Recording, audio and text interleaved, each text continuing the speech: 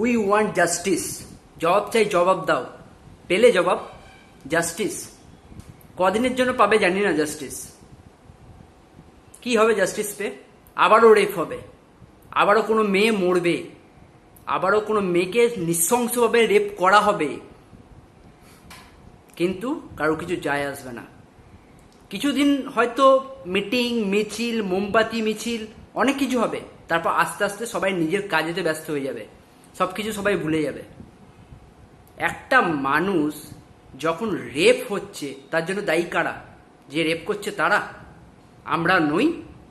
আমরাও সেমভাবে দায়ী। কেন?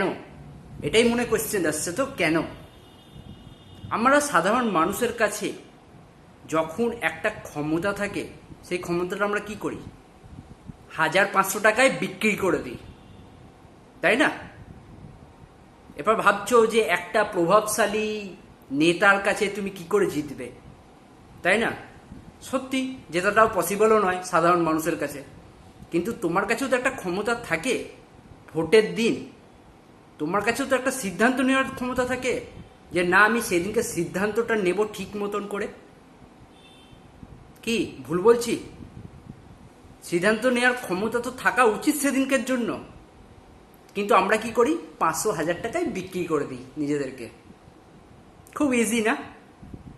আর যখন এরকম কোনো ঘটনা ঘটবে তখন আমরা মিটিং মিছিল করব, ব্যাস আবার 500-1000 টাকা বাড়বে, আবারও সেম জিনিস।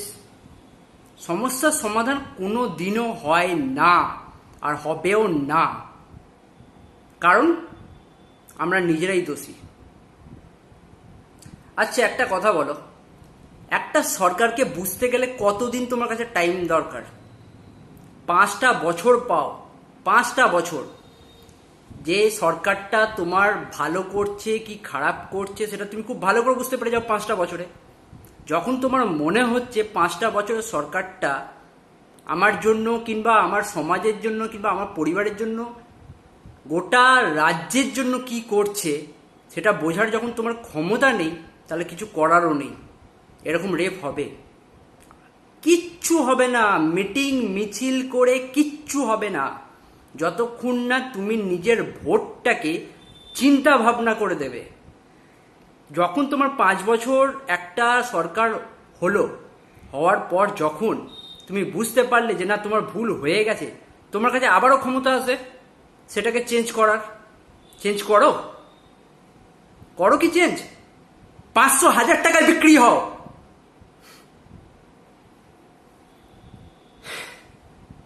যে মেয়েটা মরে গেল না, তার বাবা মাকে জিজ্ঞেস করো একবার কি অবস্থা হচ্ছে তাদের। সে মেয়েটা ডাক্তার ছিল, মানুষের সেবা করার চেষ্টা করছিল, ওরই হয়ে গেল, সৎকার হয়ে গেল ওর।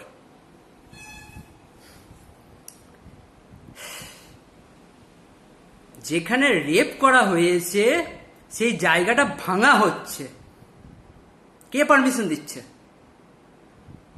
পুলিশ প্রথমে ডিক্লেয়ার করে দিচ্ছে এটা সুসাইড।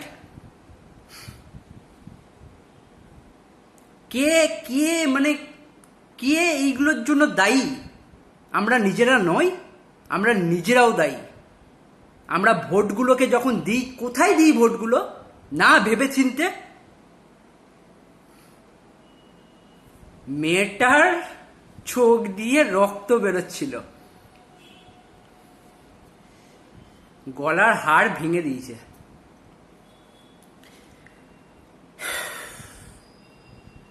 পাটাকে পুরো দুদিকে চিড়ে দিয়েছে, যেটা পসিবল নয়। আর মানে গ্রেপ্তার হচ্ছে কজন? একজন। একজনের কাছে পসিবল এটা? পাগুলো ভেঙে দেওয়া, গলাটা এইভাবে পুরো ভেঙে দেওয়া, রক্ত।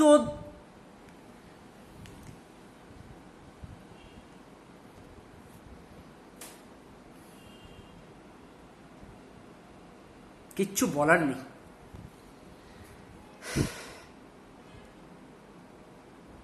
ওর বাবা মাকে দেখতে পর্যন্ত দেয়নি বডিটাকে। 3 ঘন্টা বসিয়ে রেখেছিল বডিটা দেখার জন্য।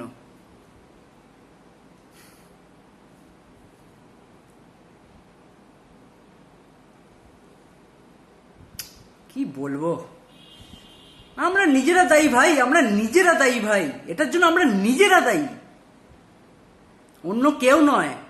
একটা প্রভাবশালী নেতাকে আমরা প্রভাবশালী করে তুলি আমাদের ভোটেতে, ও নিজে থেকে কোনোদিন প্রভাবশালী হয় না, আমরা নিজেরা করি সেটা। তো ভোটটা যখন দেবে মাথা থেকে চিন্তা করে দাও।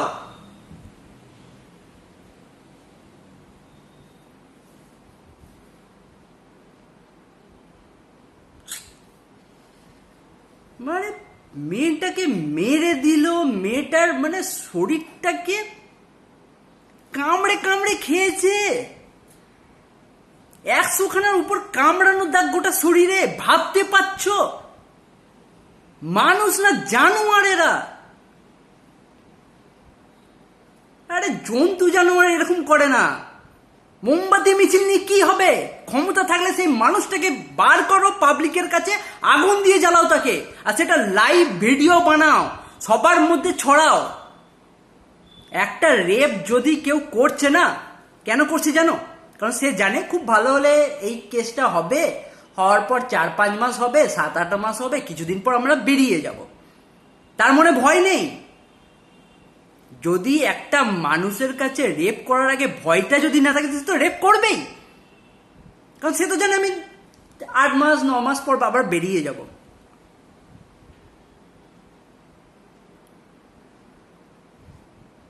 কিচ্ছু হবে না, এই দেশে কিচ্ছু হবে না যতদিন না ভোটটাকে আমরা নিজেরা ভেবে চিনতে নেব।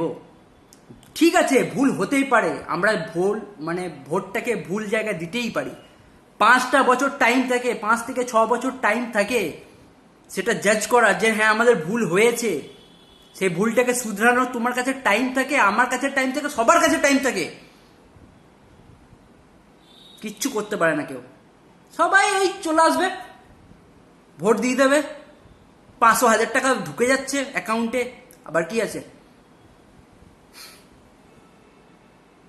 যেই পার্টি আসুক না কেন, আমি কোনো পার্টিকে সাপোর্ট করছি না। এখানে টিএমসি হোক, এখানে বিজেপি হোক, এখানে সিপিএম হোক, কোনো পার্টি নিয়ে কথা হচ্ছে না। এখানে কথা হচ্ছে আমরা নিজেরা ভুলটা করছি।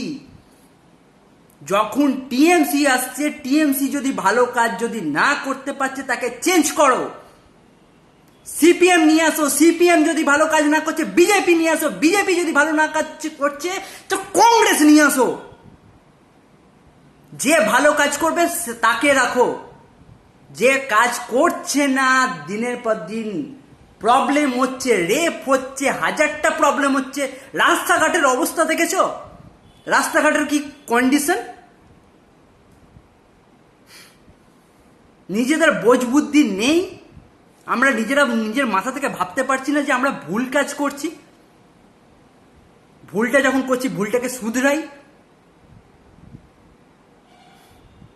আমরা একজন রেপ করছে তার জন্য বলছি যে হ্যাঁ তাকে মারা উচিত, এ করা উচিত, ও করছি।